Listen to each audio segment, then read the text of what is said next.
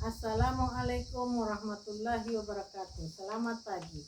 Yang terhormat penguji PPG dalam jabatan kategori 1 tahun 2022.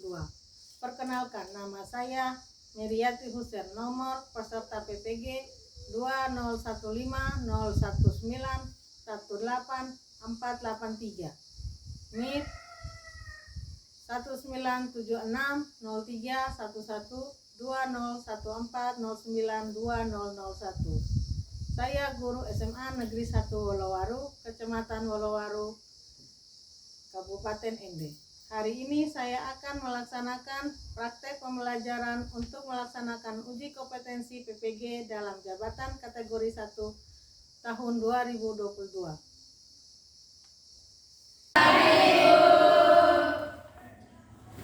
Kita mulai materi selanjutnya. Hari ini kita ketemu lagi dengan mata pelajaran ekonomi. Jadi sebelum kita mulai pembelajaran, kita berdoa dulu ya. Ya. Satu anak cantik, silakan berdoa. Guru dan teman-teman sekalian, marilah kita mengambil sikap berdoa. Saya izinkan saya membawa ini menurut nama saya, yaitu Katolik. Dalam nama Bapa dan Putra dan Roh Kudus. Amin. Ya Allah Bapa dalam surga, puji dan syukur kami aturkan kehadirat-Mu karena Engkau telah melindungi kami dari pagi hingga siang ini. Sekarang kami memulai kegiatan KBM kami, memilah KBM kegiatan ini agar dapat berjalan dengan lancar. Namun serpai puji ya Tuhan dengan sepanjang masa. Amin. Ya. Sebelum kita mulai materi, Ibu absen dulu ya. Ya, Ibu. Bartolomeus Goli.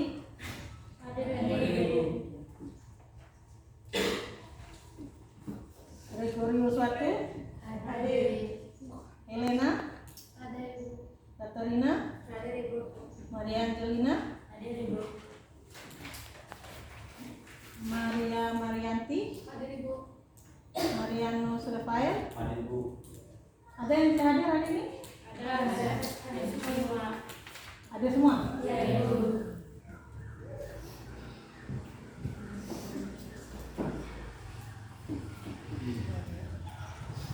Baik. Materi kita hari ini tentang jurnal umum ya. Masih ingat? Yang lalu tentang apa?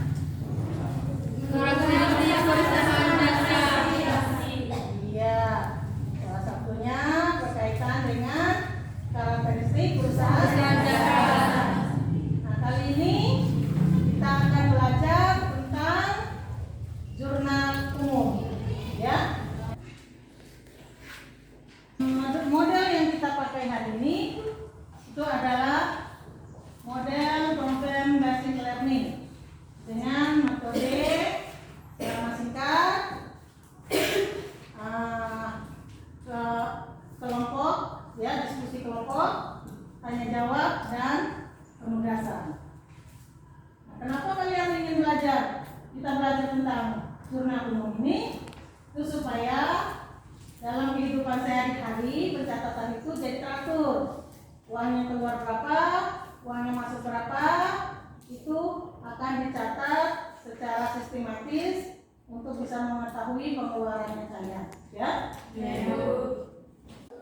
Nah, tujuan pembelajaran kita hari ini itu adalah yang pertama, kalian harus bisa membuat jurnal umum ya. Nah, kalau sudah bisa membuat jurnal umum, berarti kalian akan bisa membuat dalam jurnal-jurnal di keseharian kalian ya.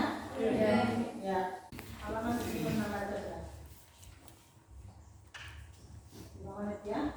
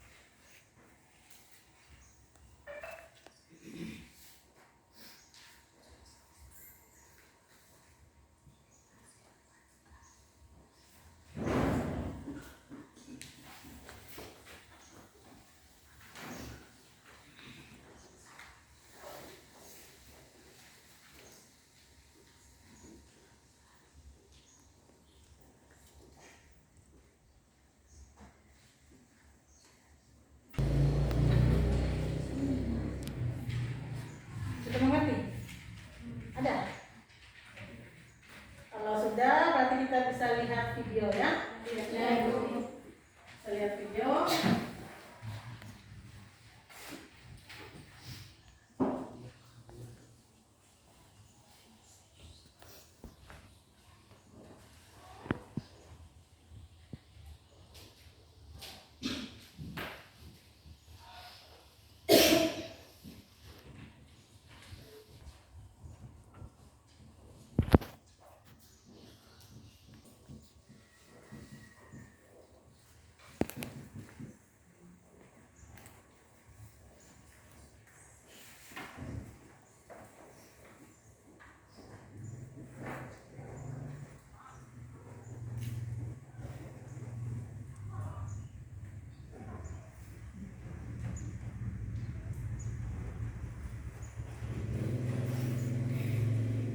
Pernah nggak sih lo membuat rencana jangka pendek atau jangka panjang gitu untuk Mas Firmano? Misalnya perencanaan keuangan. Nah, buat dia, apa perencanaan keuangan lo juga penting? Apakah selama ini lo udah bisa belum sih membagi-bagi penghasilan lo sebulan untuk dialokasikan kemana aja? Atau apakah yang terjadi sebaliknya? Ketika gaji lo selalu habis tanpa sisa, tapi kayak lo tuh nggak tahu itu kemana perginya. Biasanya sebagian besar gaji digunakan untuk bayar sewa tempat tinggal, internet atau listrik. Tapi ya kadang ada biaya tambahan, misalnya jajan-jajan yang mungkin memberebut uang kita tanpa kita sadari. Salah satu alasannya adalah karena financial planning kita yang kurang jelas sebenarnya, sehingga kita nggak sadar kemana aja sih gaji kita itu pergi. Nah, buat lo yang masih struggle, buat lo yang kesulitan untuk mengatur keuangan, gue punya cara yang sangat bisa lo lakuin. So, lo tonton video ini sampai habis biar lo bisa manage keuangan lo dengan baik. Karena ketika lo nulis langsung, lo akan cenderung lebih mudah buat ingat.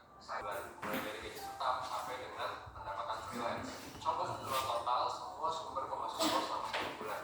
Gitu. Terus habis itu lo rencanain pengeluaran lo selama 1 bulan. Catat pengeluaran tetap bulan lo kayak misalnya sewa, tagihan. Yang kedua adalah rekreasi. Ini lo bisa masukin sebenarnya hal-hal yang sekunder gitu. Kayak yang gak dipenuhi pun ya lo bisa tetap hidupi. Contohnya beli baju baru, makan di restoran mewah, atau beli kopi susu misalnya. Nah, kategori yang ketiga adalah culture. Nah, ini biasanya untuk menambah wawasan lo. Sebenarnya nggak apa-apa nggak memenuhi, tapi ya kita kan perlu ya untuk menambah pengetahuan kayak misalnya di buku, ke museum dan lain-lain. Yang terakhir lo, meskipun sekarang kita lagi ngomongin keuangan, tapi lo juga harus tahu nih core fundamental dari lo tuh kedepannya mau ngapain. Keuangan hanyalah salah satu aspek, karena masih banyak aspek lain gitu kan. That's why lo bisa ikut nih webinar yang bakal diadain sama 1% dalam waktu dekat. Jadi apa webinar yang bakal diadain? Webinar yang bakal diadain adalah webinar langkah perencanaan hidup buat masa depan. Nah, ini bakal diadain tanggal 19 Desember. Bakal ada gue, Evan, gitu ya, yang bakal ngasih tau. Baik, tadi penayangan video kita sama-sama sudah saksikan. Ya. Nah, sekarang kita akan membagikan kelompok. Sampai situ dulu. Sekarang Ibu akan bagikan ke KPD ya. Ya, Ibu.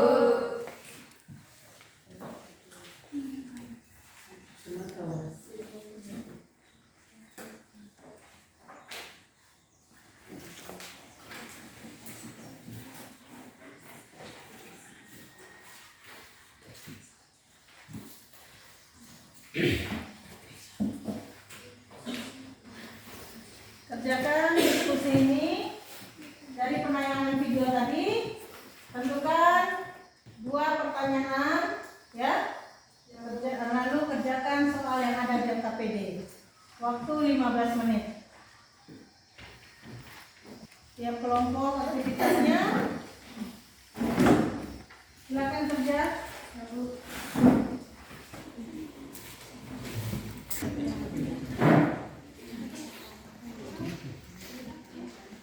Ada videonya belum? Videonya. Jangan video mana? Udah mana? Ini keterangan aku ini keterangan aku iya.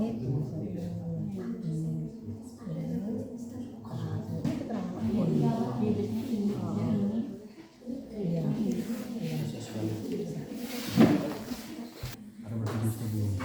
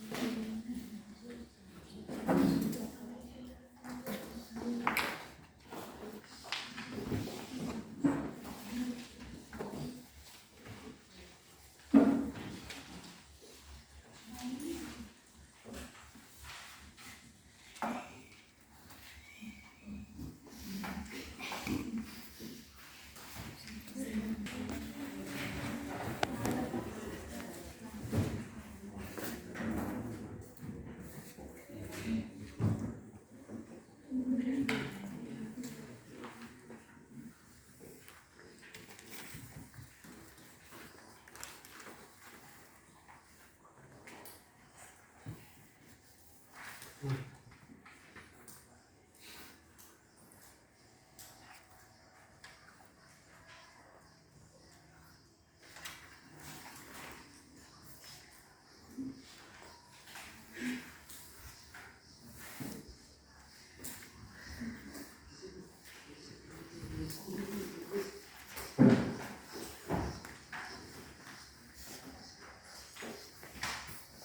pertanyaan? Belum ada.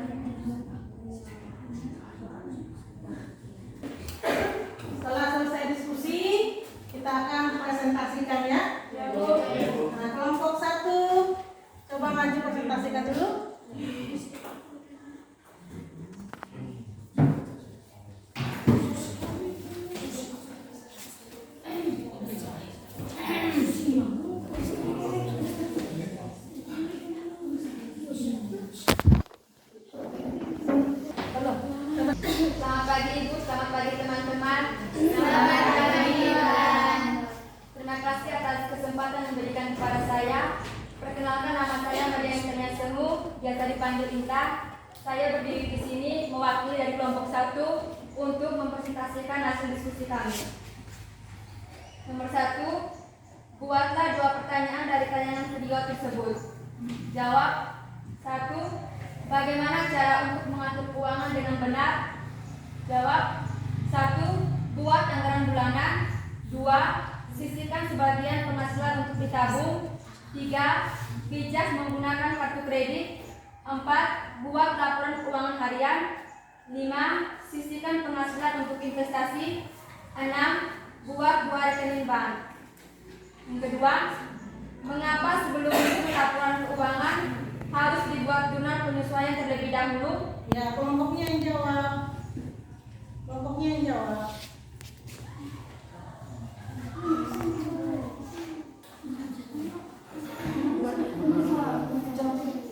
Jawab. Karena ada 2 akun tertentu yang sudah menjadi beban dan pendapatan sehingga perlu disesuaikan agar mencerminkan pendapat dan beban yang sesungguhnya terjadi. Jika pendapatan dan beban tidak disesuaikan, maka laba perusahaan menjadi tidak akurat.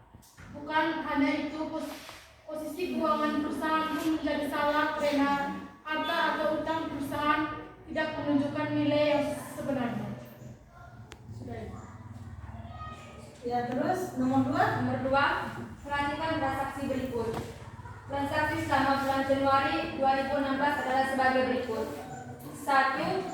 Membeli perlengkapan salon berupa 3 buah lipstik 50.000, 2 parfum 80.000 dengan nota nomor 12 secara tunai.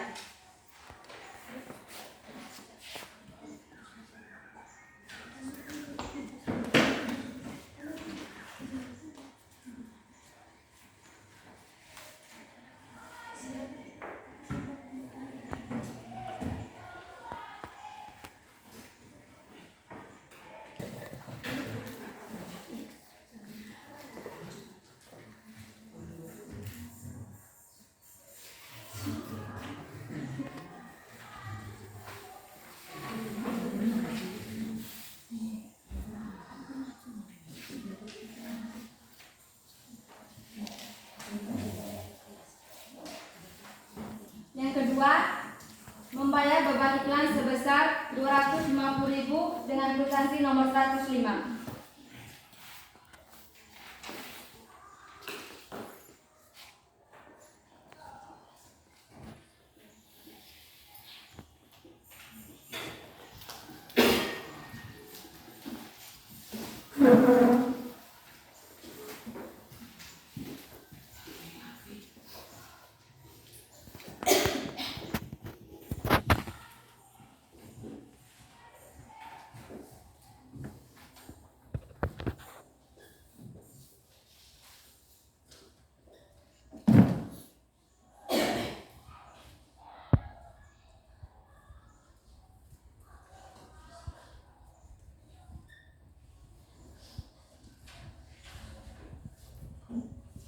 Silakan dibaca dulu tulisannya. Yang di papan tadi apa tulisannya? Dibacakan tanggal berapa yang kedua? Tanggal 2. Iya. Tanggal 2. Baca sudah, silakan. Keterangan akun, beban iklan, kas, debit 250.000, kredit 250.000. Coba yang lain, coba dibaca ulang, luruskan. Pada tanggal Januari tanggal 1 itu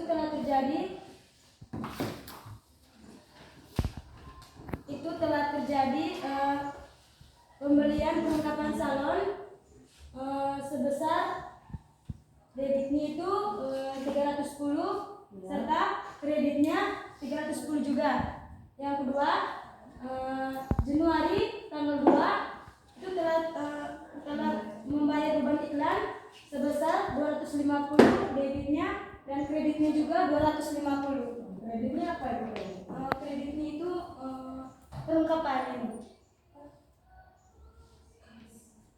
Debitnya, beban iklannya, Beban iklannya, debitnya, coba. Beban iklannya 250 dan kasnya bertambah di kredit 250 Kas pertama Kak, ada yang tahu? Kas ini berkurang Ibu. Iya, kasnya Kasnya berkurang. berkurang karena berada di posisi kredit. Iya, kasnya berkurang di posisi. Kredit. Terus, coba mungkin ada temannya yang mau bertanya, silakan.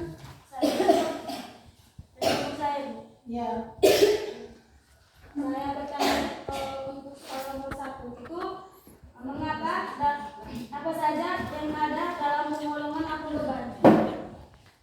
sabar. Sabar. Itu Mungkin ada pertanyaan dari kelompok lain untuk soal dari kami. Baik, saya akan bertanya untuk soal nomor 1. Apa saja yang ada dalam penggolongan akun beban? ya.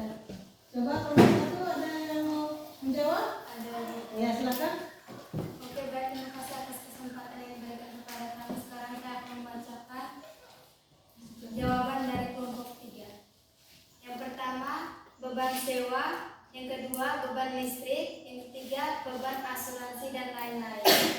Apakah pas dengan jawabannya? Terima kasih sudah pas. Baik, saya tepuk tangan dulu untuk kelompok. Sekian dari hasil diskusi kami. Terima kasih atas kesempatan yang diberikan kepada saya. Ya, silakan. Kelompok 2.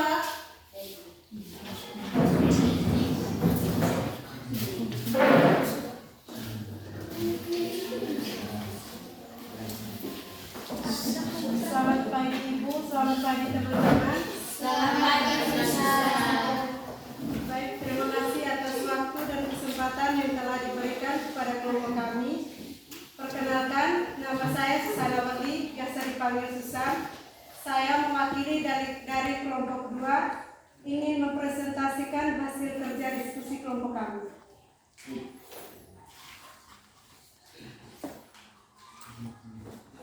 Soal diskusi, buatlah 2 pertanyaan dari tayangan video tersebut. Soal pertama, rekomendasi merupakan contoh kebutuhan dari jawab kebutuhan tersier. Soal nomor 2, tabungan konvensional adalah jawaban tabungan yang paling umum dan banyak dimiliki setiap orang. Soal nomor 2, perhatikan transaksi berikut.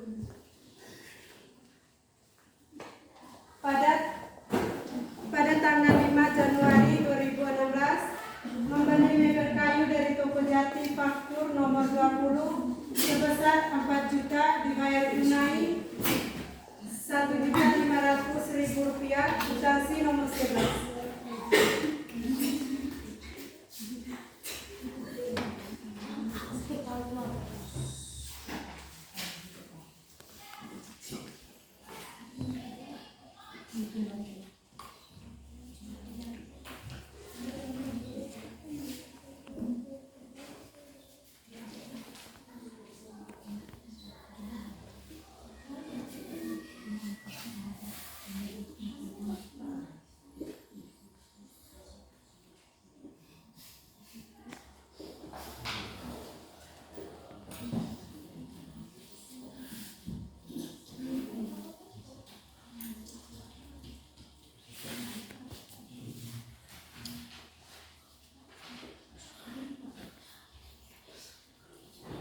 Pada tanggal 5 Januari 2016, membeli mebel kayu dari toko Jati faktur nomor 20 sebesar 4 juta dibayar tunai Rp1.500.000 kwitansi nomor 11. Keterangan peralatan mebel debit 4 juta,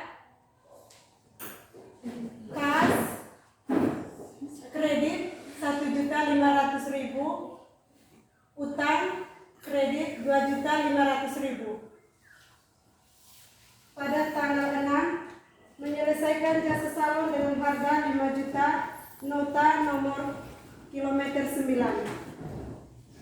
Keterangan akun kas debit 5 juta, pendapatan jasa kredit 5 juta. Tanggal 5 Januari 2016, membeli mebel kayu dari toko Jati faktur nomor 20 sebesar 4 juta dibayar tunai, 1.500.000 kwitansi nomor 11. Keterangan akun peralatan mebel debit 4 juta, kas kredit 1.500.000, utang kredit 2.500.000. Pada tanggal 6 menyelesaikan jasa salon dengan harga 5 juta. Keterangan akun kas debit 5 juta, pendapatan jasa kredit 5 juta. Apakah ada pertanyaan dari kelompok lain? Ada pertanyaan? Ya, silakan. Nomor 1, apa yang dimaksud dengan tabungan konvensional? Siapa yang bisa jawab? Saya. Ya, silakan. Baik, saya akan menjawab pertanyaan dari kelompok 4. Jawaban, tabungan konvensional adalah tabungan yang paling umum dan banyak dimiliki setiap orang. Apakah jawaban dari kami pas? Bagaimana? Pas. Oh iya, baik. Tepuk tangan dulu. Pertanyaan dari kelompok kami atas perhatiannya diucapkan terima kasih. Ya, silakan. Lanjut.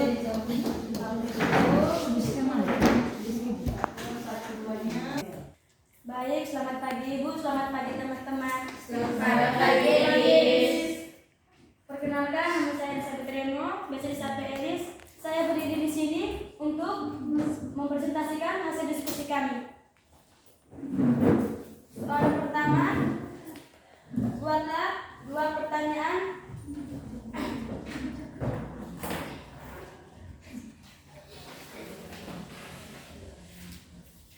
Pertanyaan pertama, bagaimana cara menyusun laporan keuangan dalam jurnal? Yang pertama, mengumpulkan dan mencatat transaksi pada jurnal. Yang kedua, membuat dan memposting jurnal ke dalam buku besar. Yang ketiga, membuat dan menyusun neraca saldo. Yang keempat, kumpulkan data untuk membuat jurnal penyesuaian pada laporan keuangan. Yang kelima, membuat dan menyusun neraca lanjut. Yang keenam, membuat laporan keuangan. Soalan kedua, apa itu tabungan konvensional? Tabungan konvensional adalah tabungan yang paling umum dan banyak dimiliki setiap orang. Soalan berikut,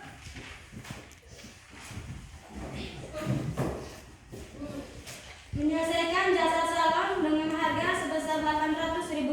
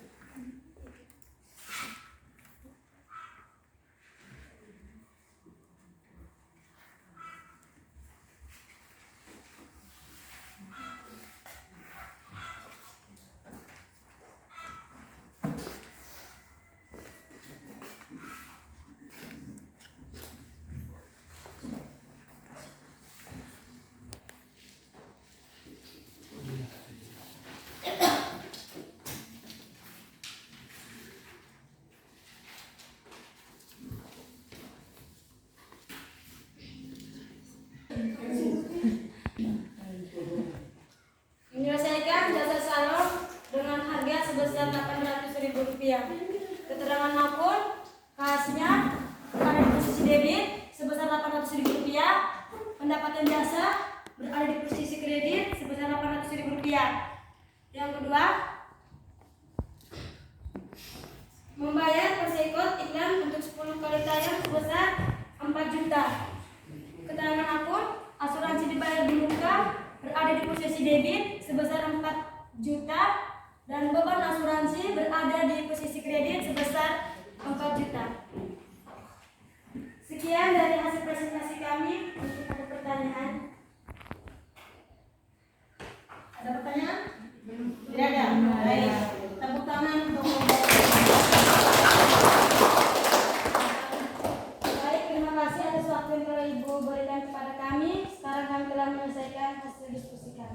divisi. Dari kelompok terakhir, silakan maju.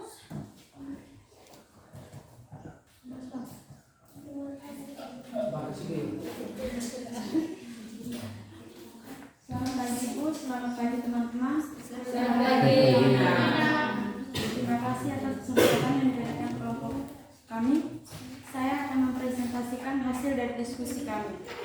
Sebelum itu, izinkan saya memperkenalkan diri saya.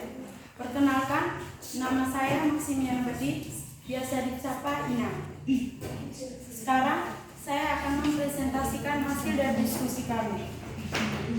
Soal diskusi nomor 1, buatlah 2 pertanyaan dari tayangan video tersebut. Yang pertama, apa yang dimaksud dengan tabungan konvensional? Tabungan konvensional adalah tabungan yang paling umum dan banyak dimiliki oleh setiap orang. Yang kedua, apa yang dimaksud dengan kebutuhan rekreasi? Rekreasi merupakan sebuah kebutuhan yang sangat penting bagi manusia.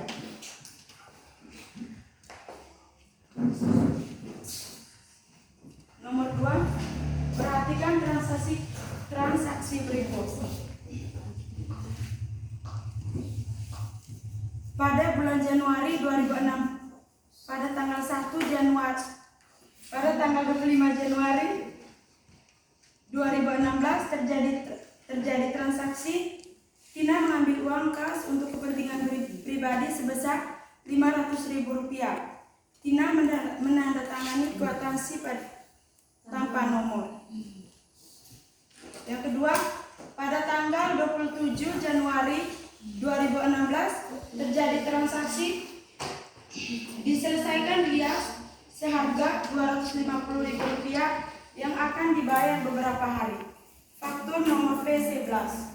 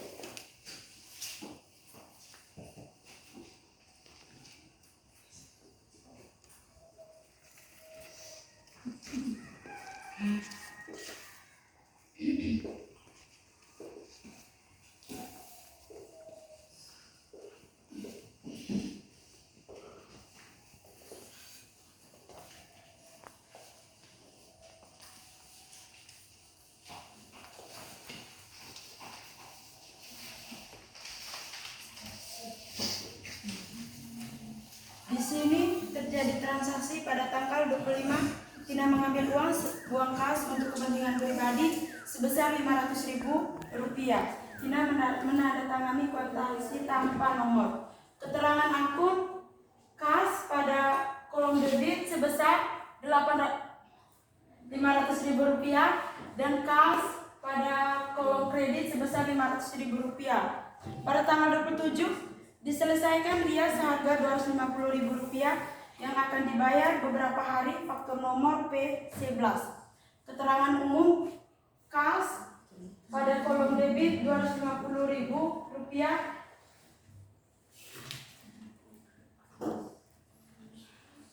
dan pendapatan jasa pada kolom kredit sebesar Rp250.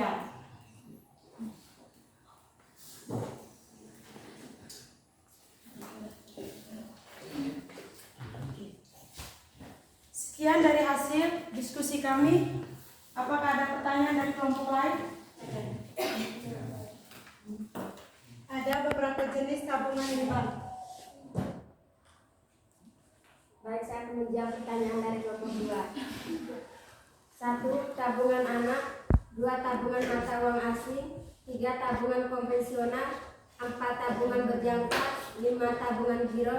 6. Tabungan investasi. Sekian dari jawaban kelompok kami. Ya, bagaimana? Pas. Ya, tepuk tangan dulu.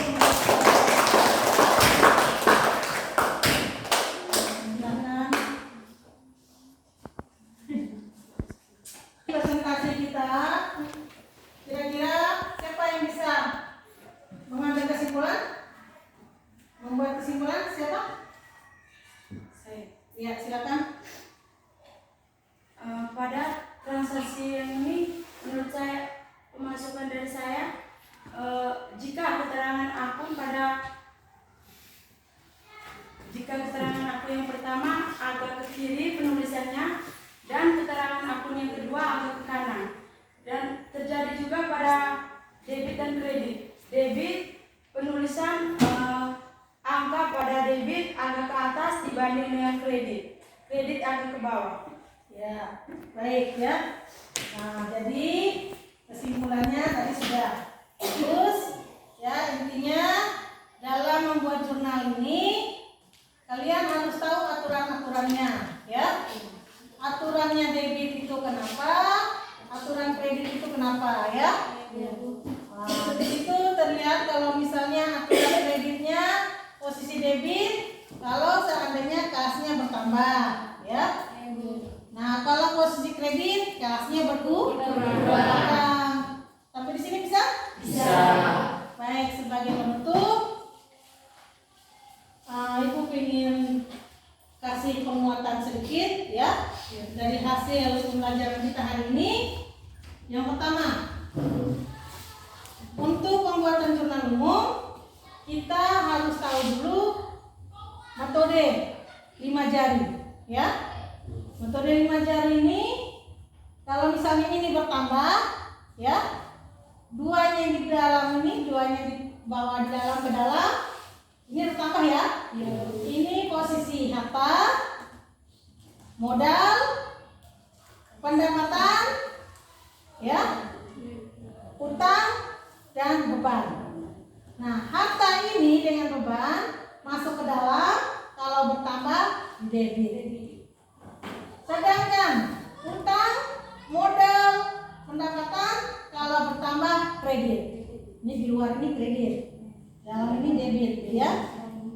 Dan kalau posisinya berkurang, berarti kita balik. Berkurang ini kita balik. Kalau berkurang, harta dan modal, harta dan beban ini kalau berkurang, posisi kredit keluar. Ya. Ini keluar kan? Nah, posisi kredit. Kalau utang, pendapatan dan modal kalau berkurang, posisinya debit. Masuk, ya. Bisa paham ini? Bisa. Ingat ini 5 jari ya, kalau tidak mau bingung. Bisa paham? Bisa. Nah, baik. Terus yang kedua, aturan untuk debit kredit seperti temannya bilang tadi, aturan debit harus di sebelah kiri ya, agak keluar. Terus aturan kredit harus ke dalam, ke belakang, ke kanan ya. Dan jangan lupa posisi debit dan kredit harus dijumlahkan seimbang, harus seimbang ya. Nah, contoh misalnya tadi, sekarang kita contoh lagi ya. Nah, kita coba tes dulu. Kira-kira tadi dari hasil diskusi kita, dibeli